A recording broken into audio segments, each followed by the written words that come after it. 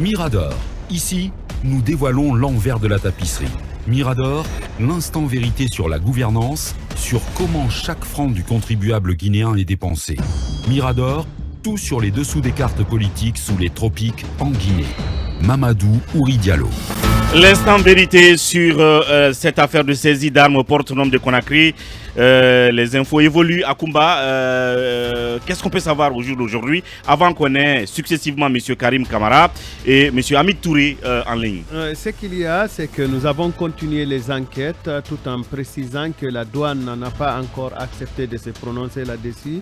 Elle attend toujours d'obtenir l'onction de sa hiérarchie avant de se prononcer. Nous avons, Lincoln et moi, nous avons cherché à savoir un peu plus sur la provenance de ces armes pour un peu consolider les informations que nous avions diffusées ici. Oui, effectivement, le conteneur incriminé vient de l'État de Ohio aux États-Unis.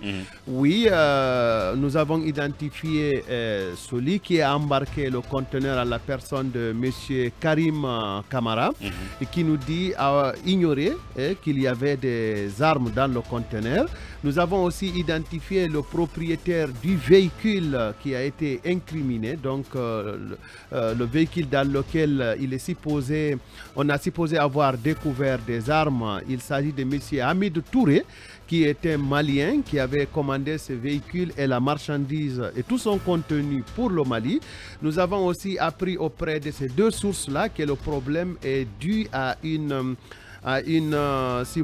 défaillance de la douane nationale guinéenne et à une défaillance du consignataire qui se trouvait être, je crois, Myers, sauf erreur de ma part, parce qu'il semble que c'est dans les documents administratifs concernant le véhicule qu'il y a eu une erreur qui est venue du déclarant et du consignataire et que la douane a refusé de corriger. Et c'est pour cela que le véhicule a été fouillé en Guinée. Lincoln m'aidera pour qu'on aille plus en détail, mais s'il est en ligne, on peut bien l'écouter d'abord. On nous signale que nous avons M.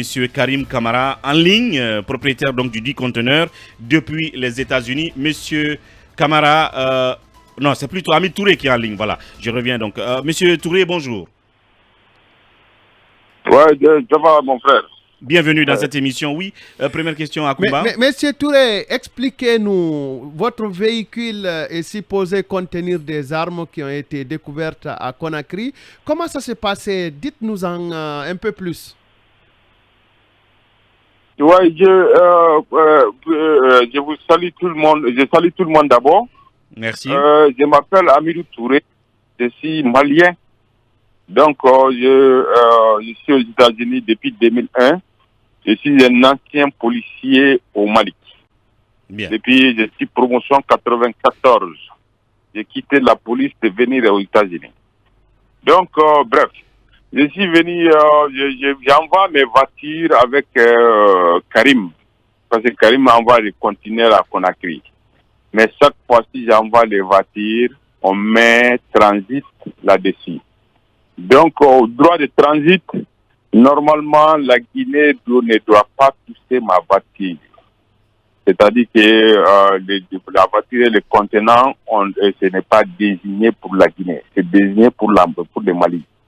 Donc, au droit de transit international, on doit fouiller ma voiture au Mali, pas la Guinée. Donc, Karim m'a appelé un jour, il m'a dit que la douane guinéenne dit que non, la voiture doit être dédouanée à la Guinée. Il dit que comment ma voiture doit être dédouanée à la Guinée? Il dit que non, Maïs avait fait Maïs, là, c'est compagnie de conteneurs. Ils avaient fait, une erreur. Donc, mais ils ont corrigé l'erreur. La douane guinéenne dit que non. Tout le monde fait ça. Les gens envoient des voitures. Ils ne veulent pas dédouaner à la Guinée. Donc, ils vont dire que c'est transit or que c'est pas transit. Donc, bref. Donc, Karim dit que non, mais lui, il va prendre ses pertes. Il va dédouaner la Guinée. Bien. Donc, mais moi, de ne pas penser qu'ils vont fouiller dans ma voiture. Maintenant, ils ont fouillé dans la voiture, ils ont vu des armes. Parce que j'ai cassé les armes dedans dans mes bagages, parce que je ne voulais pas que ça se vole au port guinéen. D'accord. Sinon, donc maintenant, ils ont fouillé la voiture. Mais tous les armes, c'est pour moi. D'accord. Et puis, c'est désigné pour la Mali. Et puis, j'accepte ça ici légalement. Avec mon argent, je travaille dur. Mais j'accepte ça ici légalement parce que j'ai les permis de port d'armes ici. J'ai le permis d'achat d'armes ici. Donc, j'envoie à mes amis, policiers, que j'étais à la police, ou tu vois, non, des gens que je connais, les porteurs d'uniforme au Mali. Bien. On dit que non, il y a des armes d'assaut dedans. Ah, ce n'est pas armes à assaut. J'essaie de leur expliquer. J'ai dit qu'ils n'ont qu'à aller dans les boucs, regarder, parce que les deux armes qui sont dedans, qu'on dit que c'est des armes à assaut, non, c'est pas ça, c'est des armes qu'on appelle ici AR. AR, c'est calibre 22. Donc, calibre 22, ça peut pas tirer si c'est pas les rabbits, c'est-à-dire que les oiseaux, et puis les oiseaux, et puis rabbits, les voleurs. Bien. Non, les lapins et puis. Donc vous voulez dire que c'est des armes. Vous voulez dire que c'est des armes de chasse que vous aviez dans ce véhicule? C'est des armes de chasse. Merci, c'est des armes de chasse. Ils n'ont qu'à regarder calibre seulement. Quand ils regardent calibre, il y a balles même. J'ai envoyé des balles aussi avec les armes là. Donc c'est calibre 22, c'est petit balles. Ça peut pas tirer si c'est pas. C'est-à-dire que si c'est pas les oiseaux, les trucs comme ça. C'est l'arme d'attaque. C'est combien d'armes? Il y avait combien d'armes dans le véhicule? Il y a combien d'armes dans le véhicule? Il y avait 9. Il y avait deux armes de chasse et puis il y avait 7 revolvers. Est-ce qu'au Mali, vous êtes autorisé à revendre les armes de ce côté? Non. Je ne veux pas dire que je suis autorisé au Mali, mais je n'envoie pas là-bas pour vendre. Je donne à des porteurs d'uniforme. À vos amis policiers? Parce que moi-même, je suis un ancien policier. Est-ce que vous avez souvent envoyé des armes au Mali? À travers le port de Conakry? Non, je n'ai jamais envoyé au travers du port de Conakry. J'envoie les voitures quand même. Mais comme cette fois-ci, je voulais partir, quand je pars, généralement mes frères là, mes amis là font des commandes. S'ils font des commandes, moi-même, j'amène ça à l'aéroport même. Je déclare ici, je leur dis, j'ai ça. Donc on met dans les caisses, puis on ferme tout, on envoie dans l'avion. Donc vous avez au Mali. Mais comme vous avez souvent acheminé les armes via l'aéroport malien par le passé, en déclarant aux États-Unis? Oui. D'accord. Oui, mais est-ce que les policiers ou militaires maliens sont quand même habilités à acheter des armes personnellement pour eux-mêmes ou c'est l'État qui les dote?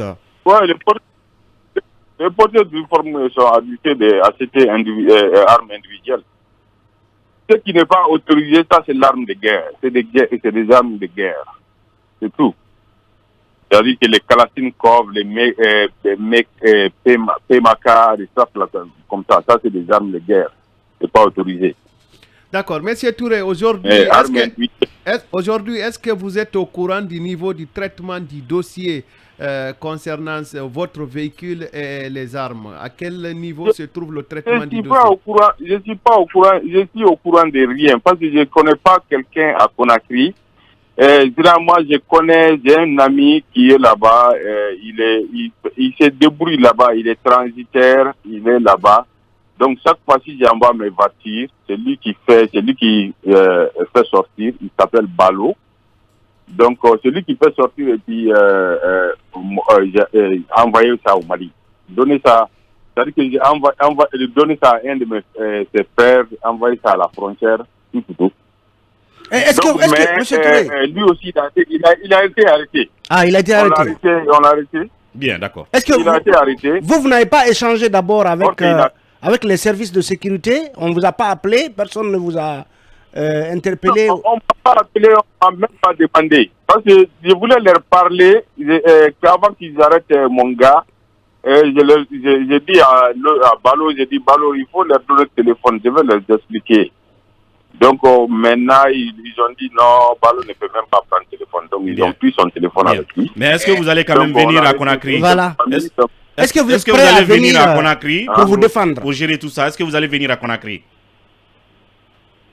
Venir à Conakry, bon, normalement, si je n'ai rien, présentement, parce que je me sens pas bien, si c'était pas ça, Wallah, billah, j'allais prendre, parce que je suis citoyen américain, je suis là depuis 2001. Donc j'allais prendre mon billet pour aller me défendre et puis pour qu'on puisse libérer les pauvres gars qui sont arrêtés, ils n'ont rien à voir dedans, c'est pas pour eux. Tu vois, non? Bien. Je sais pas. Mais peut-être dernière question, quand vous dites les pauvres gars, combien de personnes, selon vos informations, sont arrêtées à part Balo? Combien... selon mes informations, les gars que Karim envoie son continent, c'est derrière moi, je ne connais pas. D'accord. Il s'appelle Cham. Donc c'est lui qui fait c'est lui qui fait le truc de Karim. Donc maintenant, mais Karim et puis Balo est à contact. Balo est comme frère et mon représentant. C'est-à-dire que si ma voiture vient, Cham fait tout et puis il donne, il paye les frais de transit, tout. Donc ma voiture c'est transit. Monsieur Hamid Touré, nous avons l'essentiel de l'information qu'il fallait avoir avec vous. On va suivre ça de près en espérant que les autorités vont vous appeler pour régler tout ça. Merci et à très bientôt. Il n'y a pas de problème. Et surtout, bonne nuit. Je vous salue tout le monde. Merci. Je salue tout le monde. Je salue les écouteurs. Que Dieu nous protège. Merci beaucoup. On va rapidement chercher à avoir M. Karim Kamara en attendant. Oui, Akumba, rapidement. Donc, dans un premier temps, on disait que c'était des armes de 5e génération. Et tout le reste. Maintenant, lui nous dit que c'est des fusils de chasse. De toutes les façons, chacun a sa version. Hein. On parlait de 15, entre 7 et 15 armes à la douane. Des armes de 5e génération. Aujourd'hui, le propriétaire même du véhicule nous parle de 2 armes de chasse et 7 revolvers. Voilà, ça avance. Pourquoi ne pas les exhiber comme on le fait d'habitude et appeler la presse? Mais on m'a dit que le colonel Bala a pris tout, il est allé avec. Ah bon? Oui. Pourtant, c'est bon de lui poser la question. Et pourtant, d'ordinaire, on expose. Ce qui est aussi regrettable, c'est que même les véhicules dans lesquels on n'a pas retrouvé des armes qui appartiennent à des Guinéens sont saisis tout simplement parce que les véhicules étaient dans le même conteneur que l'autre véhicule et des marchandises amenées à des familles. Vous savez, certaines de nos compatriotes envoient des objets de seconde main de là-bas. Et ici, les familles vendent ça et ça supporte la dépense familiale. Tout ça, c'est saisi. Or, il faut savoir faire la part des choses. Oui. Alors, d'un témoignage à un autre, on va donc aller prendre celui de M. Karim Kamara, propriétaire donc du conteneur cette fois-ci, puisque nous parlions avec le propriétaire du véhicule. Oui. Monsieur Kamara, bonjour. Bonjour, vous allez bien? Ça va, Dieu merci. Bienvenue à Conakry et dans cette émission Mirador sur Film FM. Akumba, encore une fois, première question. Monsieur Kamara, on s'excuse de vous réveiller à cette heure-ci à Ohio parce que c'est très difficile. Mais dites-nous un peu quelles sont les caractéristiques du conteneur que vous avez fait embarquer, quel est son contenu et comment est-ce que vous avez appris la saisie des armes dans ce conteneur à Conakry? Est-ce que vous transportez légalement?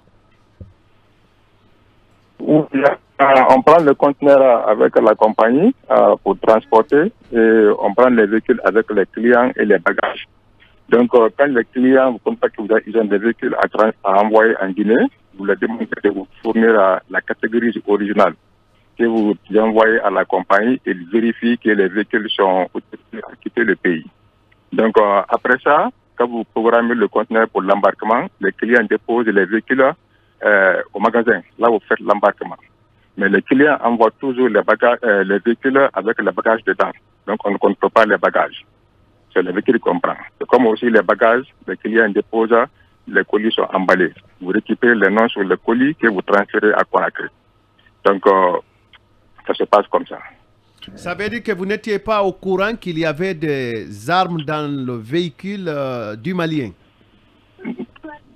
Non, pas du tout. Pas du tout. Il y avait 3 véhicules dans le conteneur et plus les bagages. Donc, tous les véhicules qui viennent avec le colis dedans.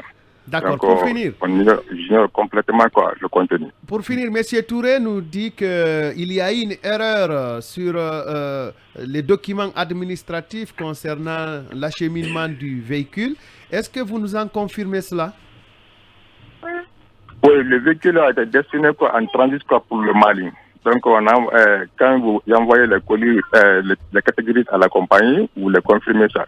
Donc, ils ont oublié de mettre le véhicule en transit. Et quand les documents sont rentrés en Conakry, parce que les documents souvent rentrent quelques jours avant le conteneur, mon représentant a dit que le véhicule n'est pas en transit et m'a répondu l'information. Donc, on a répondu jusqu'à la compagnie. La compagnie a rectifié, Maes a rectifié dans le système que le véhicule est effectivement en transit. Donc, on a aussi la copie là que mon représentant détient. Donc, Maes a envoyé aussi le correspondance à Maes de Conakry, qui a aussi reçu que vraiment le véhicule doit être en transit. D'accord. Donc, quand on a envoyé la copie là maintenant, la direction de la douane pour mettre le cachet, ils n'ont pas accepté qu'il fait trop tard.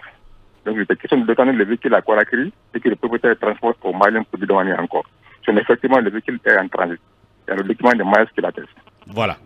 Donc là... Alors, aujourd'hui, sur le terrain, on apprend qu'il y a eu des arrestations. Combien de personnes ont été arrêtées de votre côté? Il avait arrêté mon jeune frère qui aide mon représentant à transporter les bagages quand le conteneur rentre. Donc, le même jour-là, le lendemain, mon jeune frère, lui, on l'a laissé, quoi. La nuit, là, le mercredi, c'est lorsqu'ils ont envoyé les véhicules à la gendarmerie. Ils ont fouillé tous les véhicules, il n'y a aucun problème.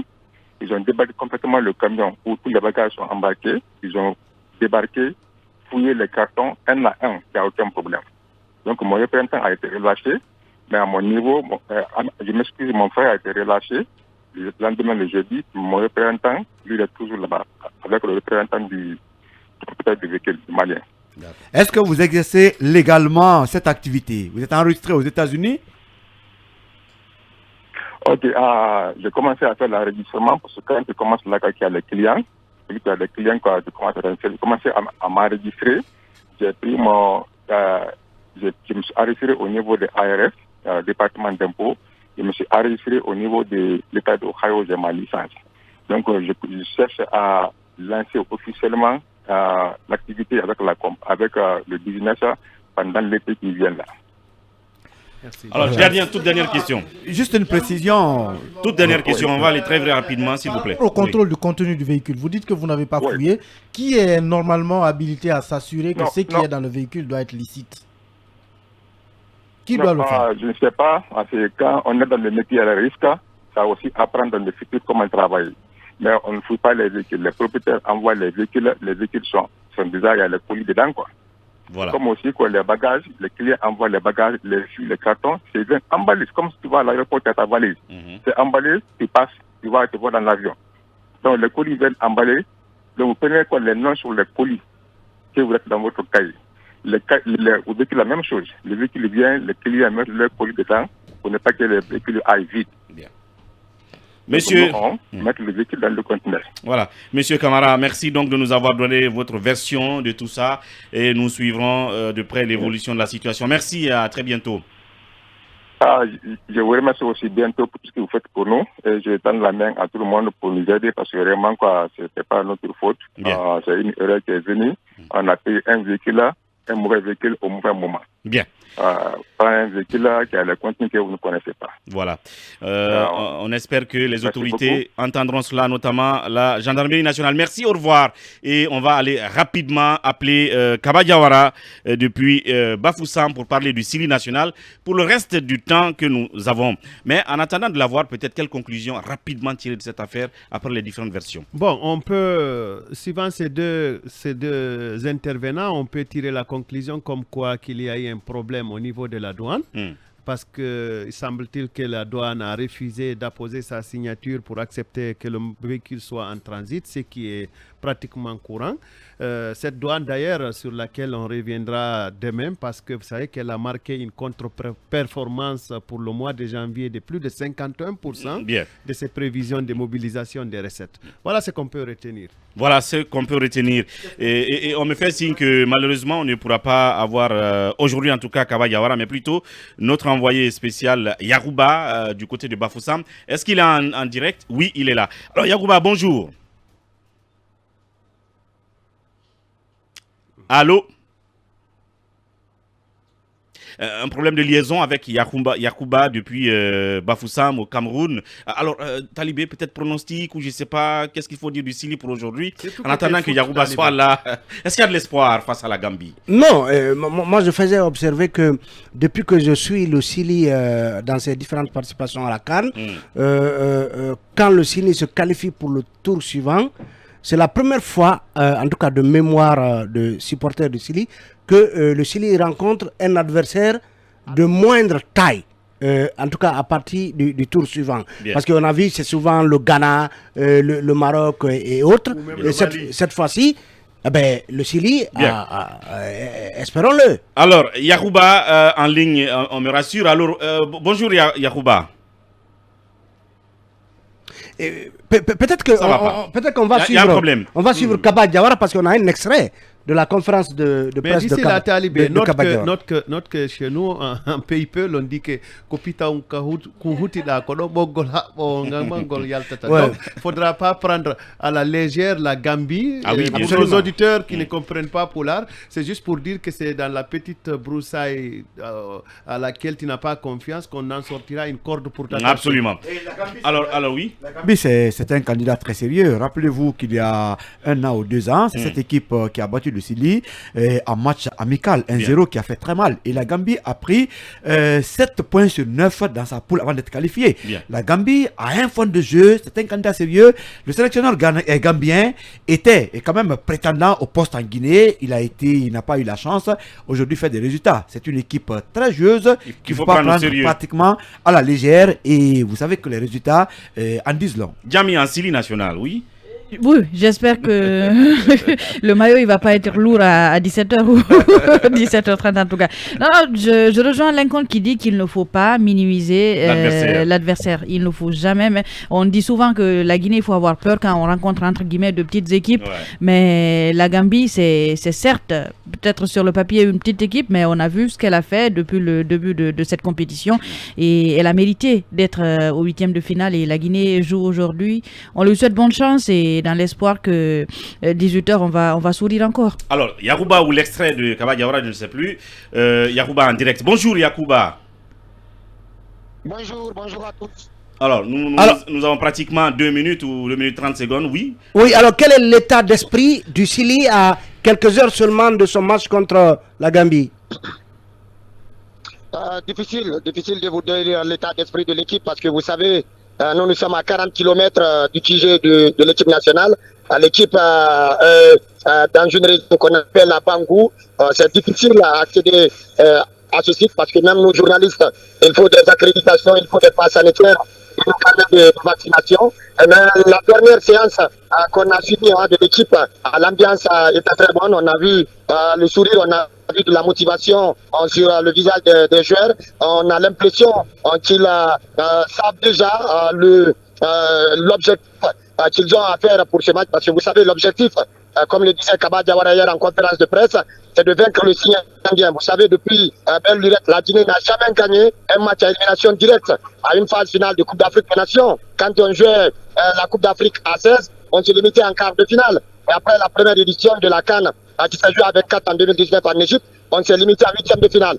Et donc le premier objectif, c'est de vaincre ce signe indien, donc gagner un match à élimination directe à une phase finale de Coupe d'Afrique des Nations. Et donc cet objectif va passer forcément par une victoire contre la Gambie. La Gambie, certes, qui joue sa première participation, mais qui n'est pas à minimiser, parce que la Gambie a mieux fait que le Sili en phase de groupe. La Gambie a terminé certes deuxième derrière le Mali, mais avec le même nombre de points que les Aigles, mais aussi avec 2 victoires contre la Mauritanie et la Tunisie. Et donc, ça veut tout simplement dire que c'est pas un match à minimiser comme les joueurs l'avaient fait contre le Zimbabwe, parce qu'on savait que en première période, le Chili n'a pas du tout existé. Et donc, Kaba Diawara a rassuré les uns et les autres pour ce match, même s'il faut rappeler que Naby Keita ne sera pas de la partie, il est suspendu pour cumul de cartons. Un autre cadre qui pourrait rater ce match, c'est bien sûr ici Agassila, qui est sorti sur blessure et qui souffre d'une contusion musculaire. Bien, Yacouba, merci d'avoir résumé tout ça. Il faut gagner le signe indien en passant le cap d'un match à l'élimination directe. Tout ce qu'on peut dire, c'est bonne chance aussi. Merci à tous les Miradors. Lincoln. 2 secondes, par rapport à cette affaire.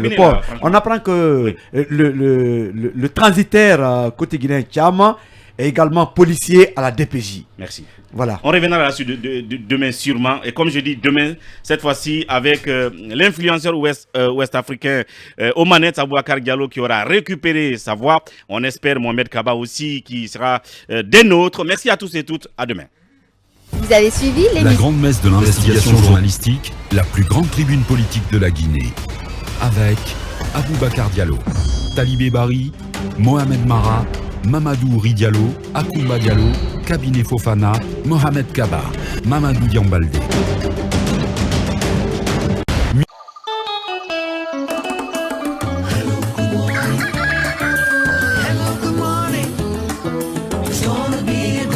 Commencez votre journée avec Armenti. De la margarine pure, faite avec les meilleurs ingrédients.